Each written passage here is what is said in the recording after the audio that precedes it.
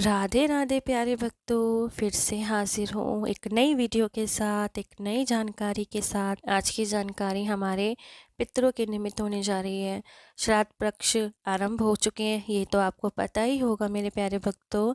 उसी के लिए हम आपके लिए एक नई जानकारी लेकर आए हैं। तो हम वीडियो में बताएंगे कि अपने पितरों का जो श्राद्ध तिथि नहीं मालूम है, उसका श्राद्ध कब किया जाए, तो ये पॉइंट हमारा मेन रहेगा। इसके बारे में मैं जानकारी दूंगी वीडियो के बीच में। वीडियो को पूरा देखिएगा और लाइक करके जाइएगा। अगर आपको हमारा चैनल, हमारी वीडियोस पसंद आती हैं तो आप हमारा चैनल ज़रूर सब्सक्राइब कीजिएगा। प्लीज़ सपोर्ट कीजिए और चैनल सब्सक्राइब कीजिए। चलिए शुरू करते हैं। पहले तो बात करते हैं कि श्राद्ध होते क्या हैं।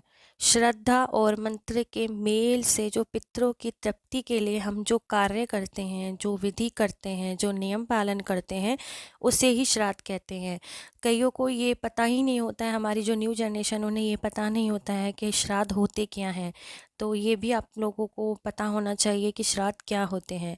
और जिन जो हमारे रिलेटिव्स होते हैं, संबंधी होते हैं, उनका जो देहावसान हो जाता है और जिनको दूसरा शरीर नहीं मिलता है, वे पितृलोक में और इधर उधर भटकते रहते हैं, विचरण करते रहते हैं, उनके लिए पिंड दान भी किया जाता है। और यहाँ पे आपको बताती चलूँ कि एक महत्वपूर्ण जानकारी कि ये भी बहुत से लोगों को नहीं पता, बच्चों का और सन्यासी लोग होते हैं, जो ऋषि मुनि होते हैं, उनका पिंडदान नहीं किया जाता है। बच्चों का और सन्यासियों का, ऋषि मुनियों का पिंडदान नहीं किया जाता है। ये बहुत ही इंपॉर्टेंट पॉइंट है। एक महत्वपूर्ण जानकारी विष्णु पुराण के अनुसार मैं आप लोगों को बता देना चाहती हूँ। हमारे विष्णु पुराण में लिखा है कि अगर आप श्राद्ध करते हैं तो उसमें दिया हुआ आहार, अन्न, अगर आप जो पंडित को, ब्राह्मण को खिलाते हैं, वो पका हुआ अन्न होना चाहिए। कच्चा जो अन्न होता है, आप अपने श्राद्ध पक्ष में बिल्कुल भी दान ना करें। इस बात का मुख्य रूप से आप ध्यान रखें कि कच्चा अन्न आप लोग कहेंगे वो कैसा होता है। वो ऐसा कि जैसे कच्चा चावल निकाल देते हैं, ठीक है, और कच्ची दालें निकाल दी, उसको आपने दान दे दिया, आटा दे दिया, है ना। तो ये सब चीज़ों का आप ध्यान रखें। अगर आप ब्राह्मण को घर पर बुलाते हैं या फिर ब्राह्मण घर पर किसी वजह से नहीं आ पाता, अगर आप उसको मंदिर में जाके भी आप उनको खाना दे के आते हैं, तो इस बात का ध्यान रखें कि खाना पका हुआ यानी रेडी टू ईट होना चाहिए। अगली जानकारी मैं आपको देना चाहती हूँ। विष्णु पुराण के अनुसार हमारे शास्त्रों में कहा गया है कि श्राद्ध काल में ये 7 चीज़ें शुद्ध होनी चाहिए। ये 7 चीज़ें कौन कौन सी हैं, आप कृपया करके ध्यान से सुनिए। 7 चीज़ें हैं श्राद्ध काल में। आप शरीर, द्रव्य, द्रव्य यानी कि धन, जो धन होता है हमारा, उसको हम द्रव्य बोलते हैं।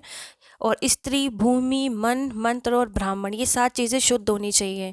इसका शुद्ध का मतलब मैं आपको समझा देती हूँ कि आप बिना नहाए धोए, जैसे कि आपने सोचा हम दान दियाते हैं, ये कर लेते हैं, वो सब ना आप ना करें। द्रव्य, धन आपका शुद्ध होना चाहिए। हमारे शास्त्रों में स्पेशल ये बात कही गई है। अगर आपने कभी भागवत भी आपने सुनी होगी या पढ़ी होगी, उसमें स्पेशल लिखा है कि जुए से एकत्रित किया हुआ धन नहीं होना चाहिए, किसी का मारा हुआ या हड़पा हुआ धन नहीं होना चाहिए। तो इस तरीके का जो धन होता है ना, वो अशुद्ध कहलाता है, और जो शुद्ध धन होता है वो मेहनत और पसीने की कमाई कहलाई जाती है। तो इस चीज़ का आप ध्यान रखें, ये 7 चीज़ें शुद्ध होनी चाहिए।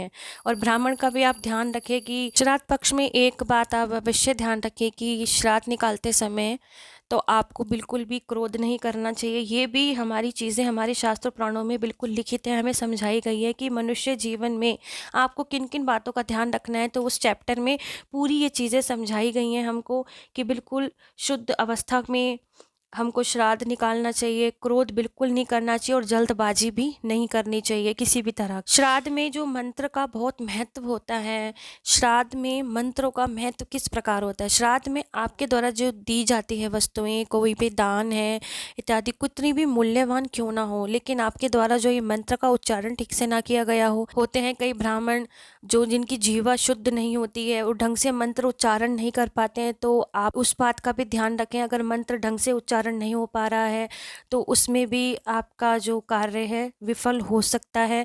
तो इसीलिए मंत्र उच्चारण ठीक हो। अगर आप जिसके निमित्त ये श्राद्ध कर रहे हैं उनका जो नाम, उनका गोत्र अवश्य ही बोला जाए, इस बात का भी ध्यान रखिए। चलिए बात करते हैं इस चीज़ की कि जो मैंने ये पॉइंट आपको स्टार्टिंग में बताया था कि वीडियो से पहले मैं बोली थी कि जिनको अपने पितरों का श्राद्ध तिथि नहीं मालूम है वो श्राद्ध कब करें, क्योंकि ऐसे मेरे बहुत ही प्यारे भाई बहन बंधु हैं जो जिनको ये नहीं पता, कईयों को नहीं पता होता है कि हमारे जो श्राद्ध हमें करना है हमारे पितरों का, उनकी तिथि हमें नहीं मालूम तो हम कब करें। तो ये बहुत सी कन्फ्यूज़न बनी रहती है।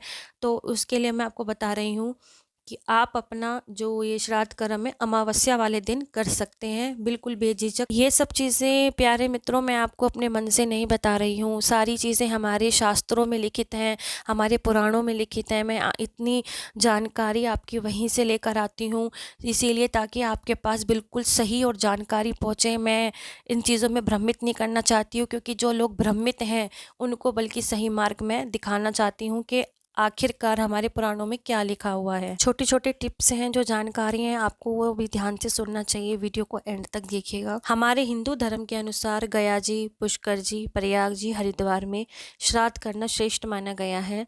गौशाला में, देवालय में, नदी तट पर श्राद्ध करना भी श्रेष्ठ माना गया है। अगर आप ऐसी जगह पर श्राद्ध कर्म करते हैं तो आपका उत्तम से उत्तम आपको फल प्रदान करता है, आपके पितरों को मोक्ष प्राप्त करवाता है।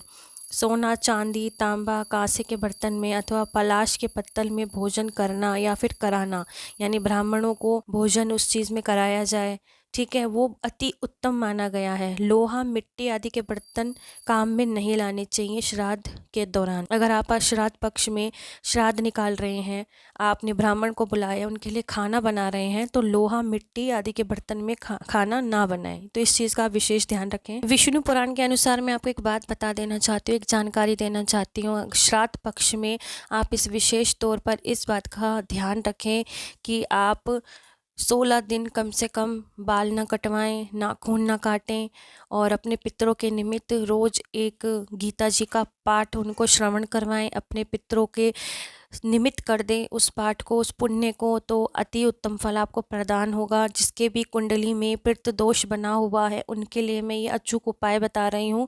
आप पितृ दोष के लिए इधर उधर ना भटके, इतने एस्ट्रोलॉजर के पास जाकर भी आपको कुछ मिलने वाला नहीं है। जो भी हमारे पुराणों में हर चीज़ का उपाय, हर चीज़ का समस्या का समाधान लिखा हुआ है दोस्तों, अगर आप पढ़ेंगे तो आपको हर समस्या का समाधान आपके पुराणों में ही मिल जाएगा। हमें इधर उधर बिल्कुल नहीं भटकना होगा। जिसकी भी कुंडली में पितृदोष बना हुआ है वो 16 दिन तो उनके लिए मानो कि एक ऐसी उत्तम वो मिल गई है, एक अपॉर्चुनिटी मिल गई है कि अपने पितरों को मनाने के लिए, पितृदोष हटाने के लिए आप रोज़ गीता जी का एक पाठ उनको सुनाएं।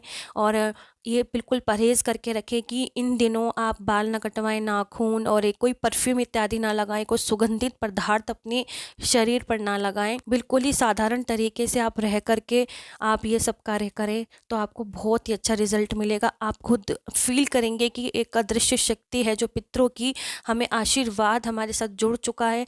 चलिए मैं वीडियो को यहीं पे एंड करती हूँ। जानकारी अच्छी लगी हो तो प्लीज़ वीडियो को लाइक ज़रूर कीजिएगा, चैनल को सब्सक्राइब कीजिएगा। ऐसी अच्छी उम्दा जानकारी कलेक्ट करके मैं आपके पास लाती रहूँगी, और तब तक के लिए राधे राधे।